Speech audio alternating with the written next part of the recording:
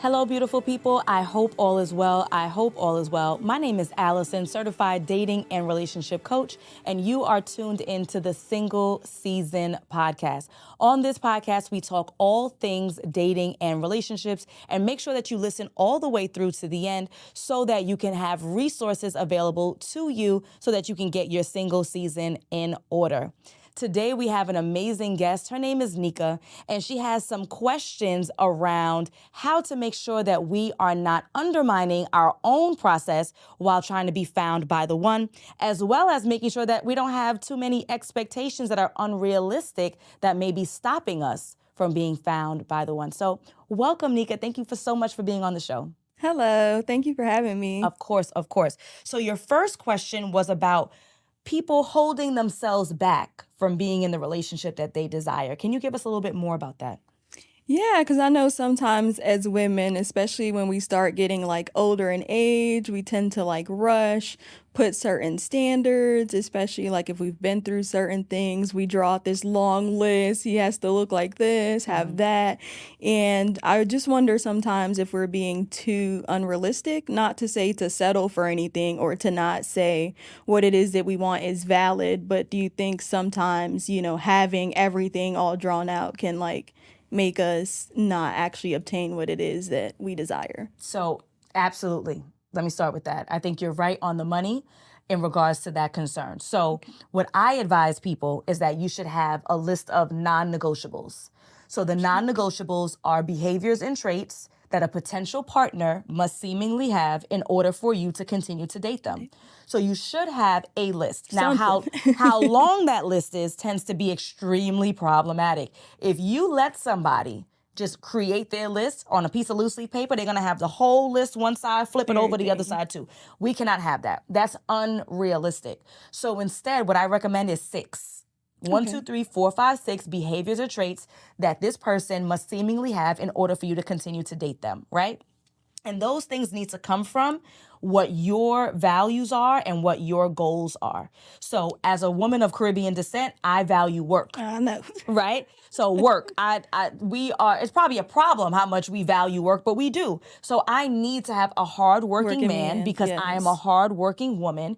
And that's something that I value in my culture, in my community, in myself. So I need to have that present in the guy that I date, right? So for you, these need to be things that are super important to you. Yes. What are the things that are must-haves? What are the things that align with who you are? Because sometimes when we're talking about things holding you back, sometimes we're asking for things that we don't have or we can't match. Okay, true. And that becomes a problem. Because why would a man who has these things want a woman who doesn't? Who don't have them. Right? Yeah, or can complement. So it doesn't have to be a perfect match, but who can complement, right? If this man is a God-fearing man, that's the number one thing I hear, girlfriend. God-fearing man. But you don't go to church. You're not a Proverbs 31 woman. Right. You're not praying. You're not what? It doesn't make sense. Yeah. He's going to want a woman who has similar interests, similar values, similar morals. So it needs to be in alignment. It needs to make sense. So number 1, making that list shorter. Okay. Not lowering our standards, but prioritizing our standards. What are the most important things? And those are the things I'm going to target. Okay. Now, of course, we're all multifaceted human beings. There's going to be way more to us than just 6 things. A lot of those things could be preferences, though, right? I prefer that my husband could cook so I don't have to cook as much. Right. Right? But does he have to cook in order for him to be a valuable man to me? No. I would prefer that my husband is over 6 feet. But do I need that in order for him to be a loving husband and present father? That's what I mean about prioritizing. What are the things that are an absolute must? I cannot function in this relationship without blank. I will not be happy in this relationship without blank. If you don't have those things prioritized, you're setting yourself up for failure. So now I'm going to ask you, what are your priorities? Have you created this list of non-negotiables? I think I have over the course of like dating certain people. I noticed the things that that's not a quality that I would want for my Hmm. man to have. And then there's certain things that I meet certain guys, even if it doesn't work out, I'm like, I really like that he has that quality. So I've kind of put together a list. Maybe it's not six, but I feel like they're reasonable. You know, they're Hmm. not like height or anything. It's mainly like core values that I feel like you need to have because those are things I have. You know, Hmm. like we may overlook certain things and say he has to pay all the bills and stuff like that. No, like, do you have integrity? Are you nice or rude to the servers? Like, are you nice to old people? Are you going to give up your, like, I feel like things like that matter to me because other things you can learn. Certain things you just can't learn. It's either you got it or you don't. Hmm. So I feel like that's really what my, like, non negotiables consist of is mainly, like, core values. Excellent. Now, you gave some examples of behavior, which is good, which would exemplify or potentially eliminate a guy if he doesn't have those things. So you mentioned integrity. So I'm glad you're paying attention to behaviors. How does this person show up in the world? When you guys have an opportunity to give up your seat to an elderly person, do they actually do that?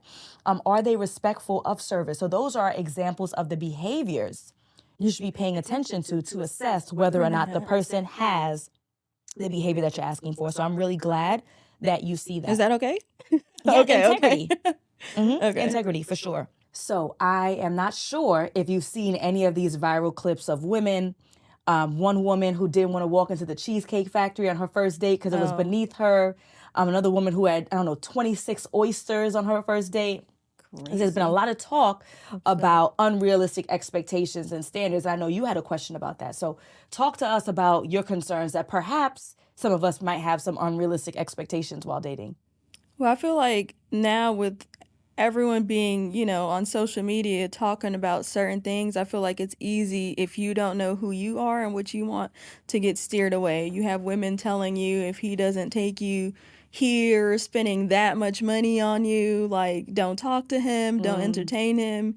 And I mean, to me, it's weird. But then again, you have some people that just genuinely don't know.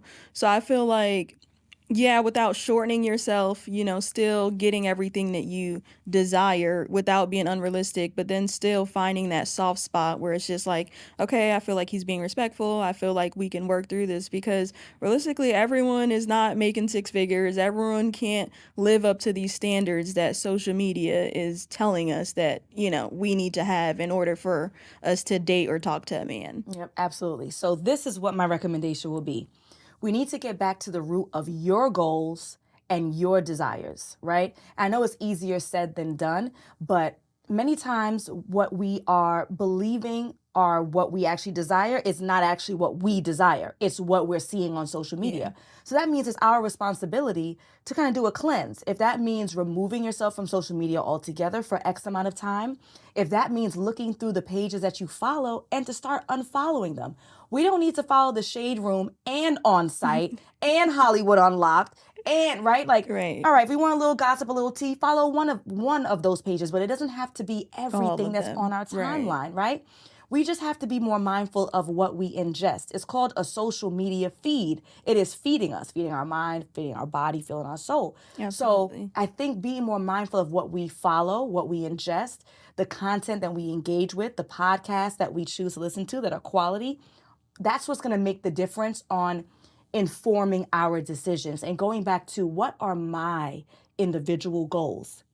And then once I know what my goals are, what are the goals that I have for my partner and I, my future partner and I? Hmm. And then what would we need in order to reach those goals, right? If Yeah. I'm living in Mississippi, I don't need a man who's making $100,000. Like, come on, right? In order What for y'all us doing in to, Mississippi? right? No shade to Mississippi. But if he and I were both working, we're both capable, I desire to continue to work, we're looking for a home.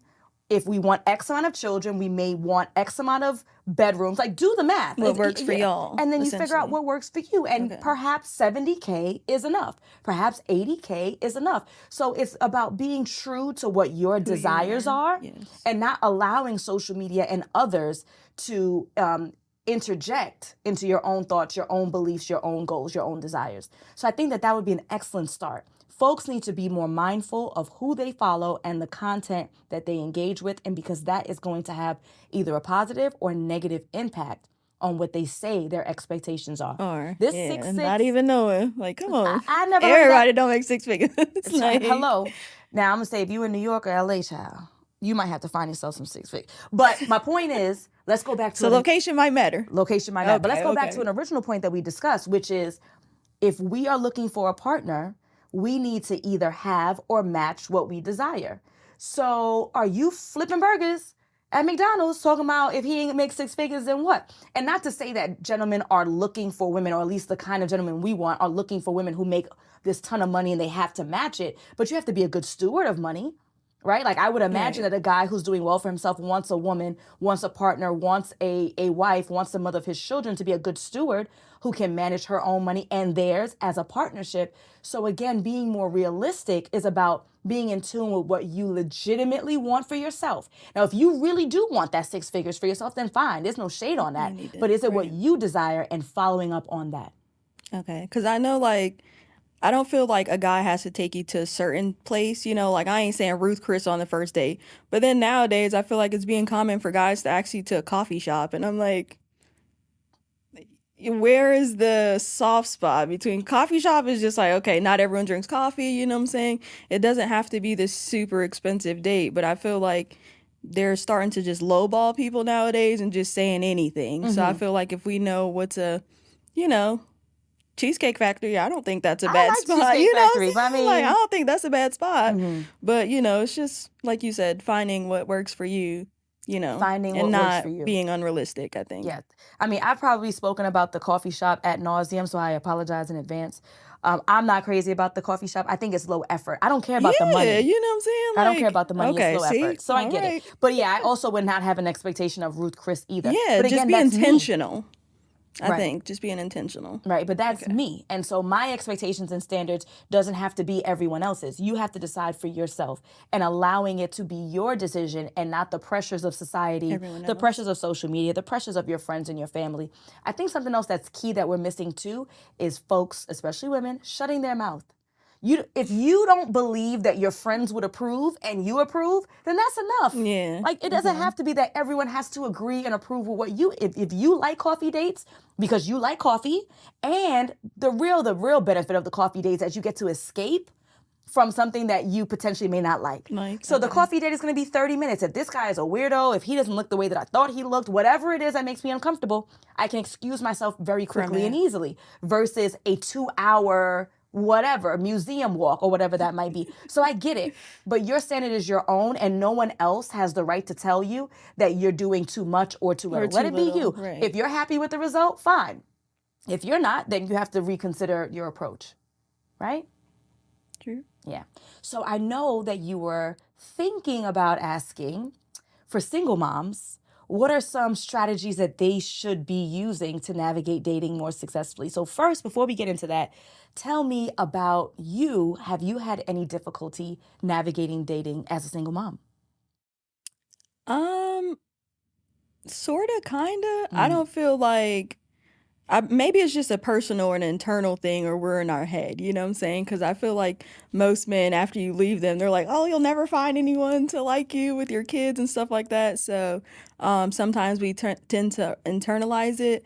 So it's not that we don't really care to put ourselves out there, but it's just like, we don't really know what to expect, you know? Like, do men, I know, you know, they'll date women with kids, you know, but it's still like a soft spot. Like, how do you maneuver with still prioritizing your kids, but also knowing that, hey, like eventually you don't want to die single, so you know you want to date, and you know, so just kind of like some easy pointers or just some advice to get us out of that shell and just, you know, getting more out there. Absolutely. So the first thing that I would want to say to any single parent is that you are worthy of love, regardless to 0 children, one child, 5 children. Like, the amount of children that you have does not determine your worth. Absolutely. I would also say in the same breath that we do need to be careful about how many children and baby daddies and ex-husbands and ex-wives and all that kind of stuff that we have, right? We don't want to complicate our situation more, but it's not to say that you're not worthy because of it. We just need to be more careful and more mindful as we move through life, right? So that's the first thing. But I would say one of the most important parts of navigating dating successfully as a single parent is getting on the same page as your children's father or mother. That's actually the first step. Before we talk about which dating apps and how do I protect myself and when should I introduce the kids and all that kind of stuff, is getting on the same accord. So if you are in a position to have a conversation, if you have the other parent who is around, right, you're going to have the conversation of, hey, obviously things didn't work out between the two of us. So let's talk about what dating will look like for both of us. I'm not even seeing anybody right now. Whether or not that's true, that's a different story. I'm not even seeing anybody right now, but before we start seeing other people, let's talk about what this looks like. Do you have a preference on when our child or our children might meet our new partner? Would you like to have a conversation with them first before they meet? What does it look like for you? And again, you're putting the ball in their court and empowering them. Well, I think it should be 6 months. Well, I think 4. Can we meet halfway? Let's do 5. Well, I want to speak to them first. That's reasonable. This is your child. So sure, I can definitely connect the two of you, FaceTime, face-to-face, whatever that looks like. So establishing what the rules are. Now, it doesn't mean they're going to stick to them when the time comes out, right? Right. Because now it's going to be, well, I didn't expect this. You'd actually find somebody who dude, wants for it. real, right. But you can always reference the rules. Hey, when we spoke back in October, you were the one who said that you wanted 6 months. So I'm just honoring what you asked. So what's the problem? Let's talk about it. Try your best to be someone who is reasonable, who's coming with actionable next steps instead of, you just mad because I moved on, which may be true, but that's not going to get you to the result that you want anyway, right? So it's going to be, hey, I met someone. I think it's time that he meets the kids. Would you like to talk? I don't want to talk to him. Okay, I'm just honoring what we discussed because you said it was important to you, but if you don't want to, I completely understand. That's the end of it. You've done your due diligence. Right. But establishing what the rules are, whether or not the person wants to follow it when it's time, but establishing what the rules are before we do the introductions is going to save that single parent a lot of headache. Okay, so for example, like the women who child's fathers are incarcerated, do you feel like that's a conversation that still needs to be had, even though they're technically like not in the picture? When daddy coming out? Not for a long time. Okay, so it depends on the level of communication. Right. And it depends on what the relationship is like while the other parent is incarcerated. So if there is, if that parent who's incarcerated actually has a relative relationship, meaning that every weekend they get to speak to their child, you're speaking with them, maybe you're sending packages, maybe there's visitation, like if there is some kind of rapport, then I would treat them the same way that I would treat someone who wasn't incarcerated. Minus the visit, minus the FaceTime part, right? Right. Whatever that might look like, whatever's reasonable, distance, whatever, I would still Have the give them the same conversation. level of consideration. Okay. If this person is absentee, they don't even have a relationship with the child right now, right? And by absentee, not necessarily by choice, but not having a relationship with the child now, any sort of relationship, even behind bars, then It doesn't really. Okay. it might not be something that you want to breach because the last time I spoke to you was 3 years ago and now I'm calling you to say, hey, I'm moving on, what's up? By the way. Right. So if we're already in relative reasonable flow of conversation, then sure. Then yes. If this person is just absolutely not present, then I would treat them just like an absentee dad who lived in Chicago. You absent. So there's no reason for me to tell you the ins and outs. Okay. Make sense? Definitely. So as we wrap up, what is one thing that you are going to walk out of here and implement in your dating and relationship life? I think I'm going to be more intentional about what I want, and just stand on that, and just, hey, this is what I want. These are my non-negotiables. Maybe go over my list again and check off the things that are like, okay, girl, like you'll be okay. If you don't have that, and just pretty much, just be more mindful of what it is that I'm requiring, obviously making sure that I can, provide that as well, and just be an equal for what it is that I'm looking for and, asking of someone else. Nice. So Nika, how can we connect with you, especially if we are a single gentleman in the Atlanta area? How can we connect with you? They exist? They exist. I'm just playing. Okay. Instagram, pretty much all platforms, Nika Pretty with 5 T's. So that's NIKAPRETTTTT. Is that 5? That's okay. it. 5 T's and then Y. So yeah, pretty much on all platforms is Nika Pretty with 5 T's. And thank you for being our guest. We really Thank appreciate you it. so much for having me, guys. Yes, absolutely. So, folks, I hope that you have your own takeaway. One of the most important ones that I think Nika and I were able to sketch out here is sticking to what your non-negotiables are Yes. based on your values and your goals, not social media's and not anyone else's. Again, here's another episode of the single season. I hope that you guys have gotten value out of it. I am your host, Alison Wellington. If you are interested in working with me, go ahead to my website, alignwithallison.com, to book your consultation. Peace.